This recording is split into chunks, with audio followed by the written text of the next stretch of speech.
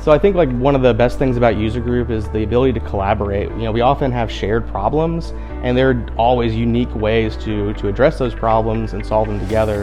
And I think just being able to hear from all over the industry, and not just within the electric utility industry, but across petrochem and refining, we just have a lot of the same shared goals. Just getting to know the softwares outside of just StackVision. You have the QA Insight, you have Flex Reports, you have other tools that we can use that help us reach compliance at our facilities. And so having the user group was an opportunity to display those products that we've now implemented and installed in our facility. What I like about the user group is I'm able to go to different classes. So the way they've broke it up into this track, that track, I don't have to be locked into one track. I can bounce in between. So if there's something I like in the environmental track, I can go to it.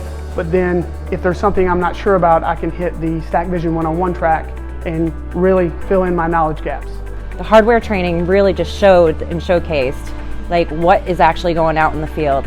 I also do the reporting inside, so it was like it tied everything together. So I can see the big picture of everything that we were doing. So.